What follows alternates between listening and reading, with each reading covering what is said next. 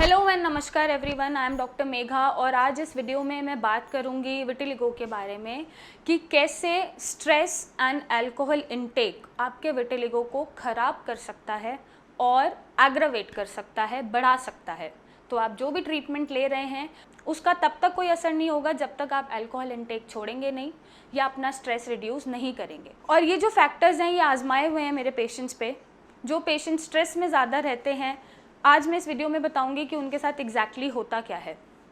Stress आपकी body में cortisol, catecholamines and neuropeptide जैसे एंजाइम्स ज़्यादा रिलीज़ करता है और विटिलिगो पेशेंट्स में ये तीनों ही ज़्यादा अमाउंट में होते हैं। क्योंकि ये विटिलिगो पेशेंट्स में ज़्यादा अमाउंट में ऑलरेडी प्रेजेंट हैं और आप स्ट्रेस ले रहे हैं, चाहे वो आपका पर्सनल स्ट्रेस है या प्रोफेशनल स्ट्रेस है या आपको ये स्ट्रेस है कि मैं कैसा दिख रहा हूँ, मेरी बॉडी ख़राब हो रही है, लोग क्या कहेंगे, लोग मुझे क्वेश्चन करेंगे, मैं अच्छा नहीं दिख रहा। इस तरह का स्ट्रेस भी आपके ये तीनों एंजाइम्स बॉडी में और ज़्यादा रिलीज़ करता है क्योंकि आप स्ट्रेस ले रहे हैं, चाहे वो किसी भी तरह का है। अब जब ये ऑलरेडी हाई है, ऐसे में आप स्ट्रेस ले रहे हैं तो ये बहुत ज़्यादा अमाउंट में रिलीज़ होने लग जाता है और ये जो आपके टी सेल मीडिएटेड इम्यूनिटी है, जहाँ से आपका विटिलिगो लिंक्ड है, क्योंकि विटिलिगो एक टी सेल मीडिएटेड डिसऑर्डर है जो टी सेल इम्यूनिटी से लिंक्ड करता है, उसका मेटाबॉलिज्म ख़राब कर देता है और आपको एग्रावेशन दे देता है। तो मेरी ये दरख्वास्त है पेशेंट से कि अगर आपको ऑलरेडी विटिलिगो है तो आप ट्रीटमेंट के साथ साथ अपने माइंड को रिलैक्स रखें, ना परवाह करें लोगों की कि वो आपके बारे में क्या सोचते हैं, सोसाइटी क्या कहती है, आप कैसे दिख रहे हैं, आप बहुत खूबसूरत हैं और आप एब्सोल्युटली नॉर्मल हैं। तो आप उसको रादर देन उससे निराश होने की जगह आप कॉन्फिडेंटली अपने बीमारी को एक्सेप्ट करें। एक्सेप्ट करते करते उससे लड़िए और उसे ठीक करिए। स्ट्रेस मत लीजिए क्योंकि स्ट्रेस आपका विटिलिगो और एग्रावेट कर देता है। तो मेरी सभी पेशेंट से गुजारिश है कि आपको अगर विटिलिगो है तो आप स्ट्रेस मत लीजिए, क्योंकि हम जैसे डॉक्टर्स आपके साथ हैं, आपको ठीक कर सकते हैं और ये ठीक हो रहा है पेशेंट में। बट लेकिन पेशेंट में स्ट्रेस है या लाइफस्टाइल मैनेज करने की कैपेबिलिटी नहीं है, वो नहीं कर पाते, तो प्रॉब्लम आ जाती है। हमारे लिए भी टास्क हो जाता है आपको ठीक करना। नेक्स्ट मैं ये बताना चाहूँगी कि जो पेशेंट्स अल्कोहल लेते हैं, अल्कोहल कंजम्पशंस करते हैं, उनका विटिलिगो से क्या कनेक्शन है या उनका विटिलिगो कैसे एग्रावेट होता है।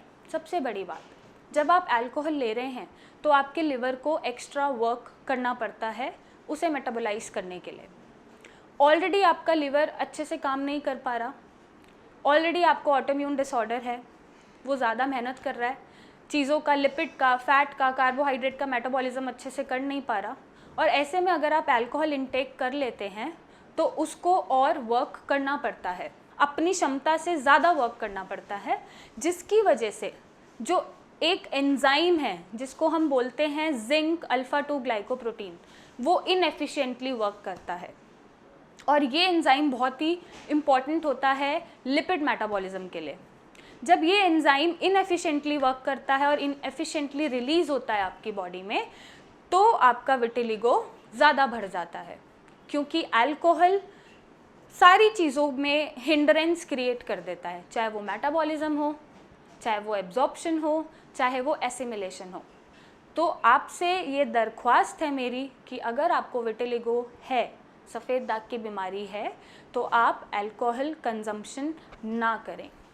अल्कोहल कंजम्पशन से और सीवियरली एक तो विटिलिगो फैलेगा, एग्रावेट होगा ही होगा, साथ ही साथ आपका लिवर डैमेज भी होता रहेगा।